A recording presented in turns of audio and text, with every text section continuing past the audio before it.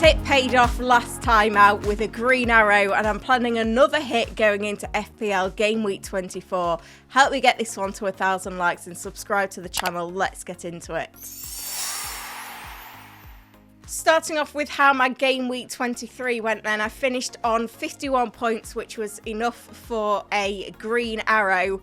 In terms of my moves in the end, after planning on rolling the free transfer, I looked like I was going to be a little bit light in defence, so I brought Chalobah in for Canate, which is a long-term move for the squad anyway to get me doubled up on Chelsea. He obviously got a 4-pointer, but I did have Chris Richards on my bench with 7.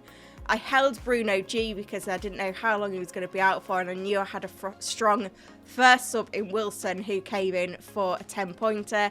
Enzo got me an 8-pointer, so that was a decent return. I wasn't expecting O'Reilly to play.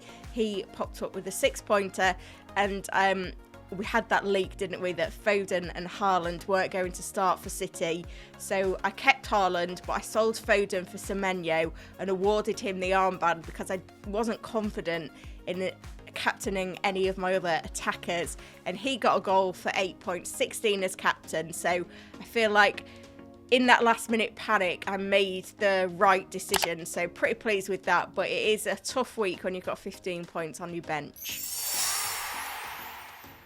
It's worth noting that we've got a busy midweek of European football once again, with the final match day of the Champions League kicking off on Wednesday at 8 p.m. Liverpool are at home to Karabag FK. We've got Newcastle away to PSG, Spurs away at Eintracht Frankfurt, Arsenal at home to Kairat, Man City at home to Galatasaray. We've got Napoli as well for Chelsea away. There are some of the Premier League teams that still have got things to do in terms of securing progression, or an easy progression into the next round. Obviously the top 8, the coveted places, with the next 16 going into a playoff situation. Now, most of the Premier League teams are in that top 8 at the moment, with the exception of Man City, but Chelsea, Newcastle certainly not looking comfortable in that position. So we will see some strong sides in those lineups, so that's worth noting.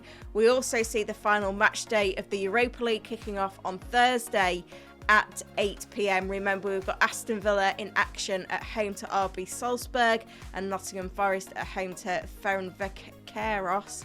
In terms of that progression, Aston Villa have got it all secure. Nottingham Forest are looking like they're going into the playoffs as things stand.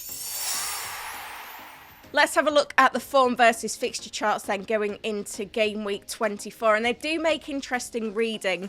Certainly the form charts are less dynamic than they have been in recent weeks. We've got Bournemouth top at the moment, having got some good results in the last few weeks, particularly at home to Spurs and at home to Liverpool. We've got Man United not far behind them. Sensational performances against City and Arsenal to take them flying up the table under Carrick, with Chelsea in third, hitting a nice run of form.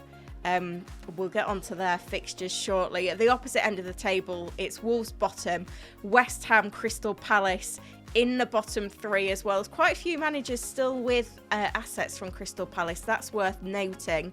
If we look at the fixture chart, this is taken from Fantasy Football Hub, filtered by attack for the next 4 game weeks. Chelsea with the highest ranking that I've ever seen in a fixture chart. Is unsurprising though. They face 4 of the bottom 5 in the next 4 game weeks in West Ham, Wolves, Leeds and Burnley. Does beg the question, do we need to be tripled up on Chelsea assets for that run, given their form?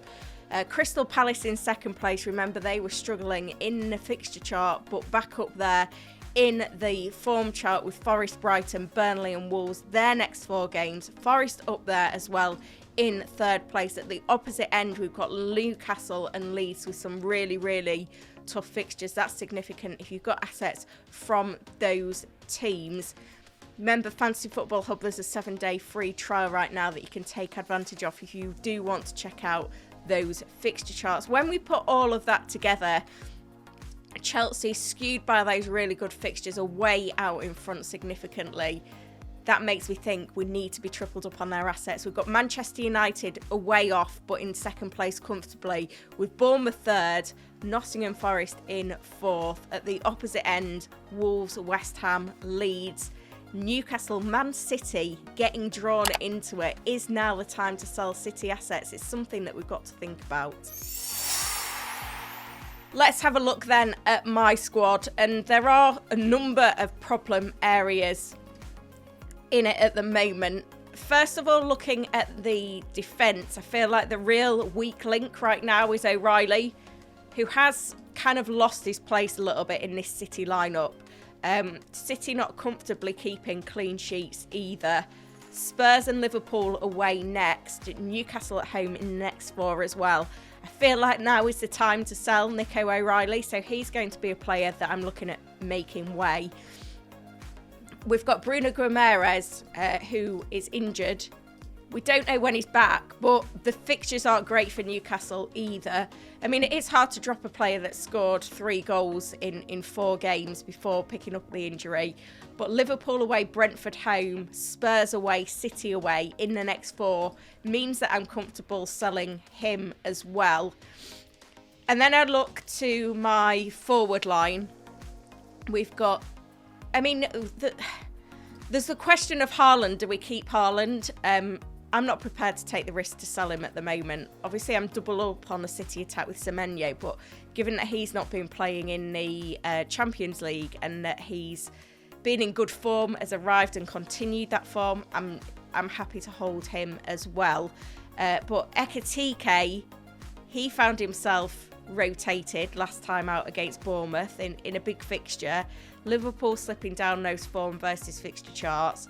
I'm not convinced on him with Newcastle at home and City at home next. And then Calvert-Lewin, he has 2 goal involvements in the last 4 game weeks, but Leeds as well with tough fixtures. So he's a player that I'm prepared to sell. Now that could mean taking a 12-point hit. But I look at my team and I don't feel like it's in a wild card position. Certainly at the moment where I'm reluctant to sell Haaland, I do think the wild card is very valuable for the remainder of the season, especially when we get to the blanks and double game weeks. But if I need to perform some surgery to save my wild card and put my team in a good place going into the next few game weeks, then I'm happy to do that. I'm going to stick with the Arsenal assets, especially with the likelihood that they could get a double game week soon. But in terms of those other assets, there are some obvious replacements. Now, this is tricky because in the forward line, Thiago is a player that I keep thinking I need to own again. Obviously, he's got 16 goals this season. But again, he's blanked in consecutive games. That Nottingham Forest at home defeat for Brentford, 2-0 defeat at home, doesn't sit right with me when they've got Villa, Newcastle, Arsenal, Brighton in the next 4. So I'm going to ignore him. I want to get tripled up on Chelsea. I'm going to bring João Pedro in for West Ham at home. Then I'm tripled up on Chelsea. They are top of the form versus fixture charts.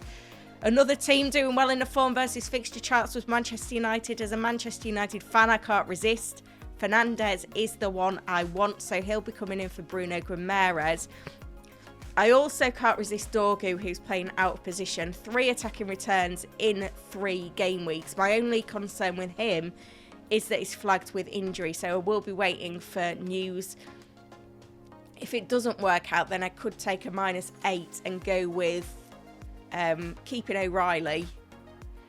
But I think that would mean that I'd have to buy Mbeumo over Fernandes. And I think Mbeumo is a very good pick, but I think Fernandes will be the better pick long term. The other forward I'm looking at, again looking at the form versus fixture charts, is Evan Nielsen. Bournemouth have been in good form. They've won 3-2 at home to Spurs, got a 1-1 draw away at Brighton, a 3-2 win at home to Liverpool. Evan Nielsen's got 3 goals in his last 4. I know Bournemouth are missing key personnel now, but I don't think that's hindering Evan Nielsen. And you look at Wolves away, Villa at home, Everton away, West Ham away, Sunderland at home. Feels like a good time to buy. We could even see him taking spot kicks. He hasn't got the best record from the penalty spot, and it's been a while since he's taken a Cherries penalty, but they haven't got a whole load of options there, and given the form he's in, I think he could get the nod for some of those. he's kind of the position that I am wavering on a little bit more. I mean, I could go back to Thiago if I wanted to. Obviously, with the busy midweek as well, I'm not going to lock in these moves early. I've got 0.5 to work with, so I'm going to have to keep an eye on price changes. But that's where my head's at the moment. It's been a long time since I've taken a -12. But I am clearing out players in my squad that feel like definite sells. And I am buying players that could be good for me, not just this game week, but for the next 4 game weeks as well. Putting all of that together then, this is how my team is going to line up going into game week 24. And I'm sticking with that double Arsenal defence, Raya between the sticks and Gabriel for Leeds away. Hopefully Arsenal bounce back after conceding 3 at home to Manchester United last time out. Then I've got Chalobah at home to West Ham, which feels like a great fixture for him, and Dorgu at home to Fulham. If he's fit, I think he could do very well in that game. I've got Bruno Fernandes in that same fixture, joining Enzo, Rice and Semenyo in my midfield, who are all players that are in form. And then I'm excited by this forward line. We've got Evan Nielsen away at Wolves, João Pedro at home to West Ham, and Erling Haaland away at Spurs, with Wilson a very strong first substitute on my bench. Now, when it comes to captaincy, I think if Bruno Fernandes is coming in, given his form, I'm inclined to give him the armband over Haaland. We see midfielders consistently outperforming forwards. He's got the form, he's got the home game, he's got the routes to points with goals, assists, set pieces, bonus points. We also see him getting defensive contribution points as well. It's been a while, I think, since I've captained a player over Haaland, other than Semenyo last week when we got that leak, but I feel like that's going to be the strongest lineup. It's going to be a -12, so I do need that hit to pay dividend. Let me know in the comments then what you think to my team for game week 24. Am I making the right decision by taking that -12 hit, or would you do something more conservative? Get this video to 1,000 likes, subscribe to the channel as well, and check out Fantasy Football Hub to get that 7-day free trial. Thank you for watching.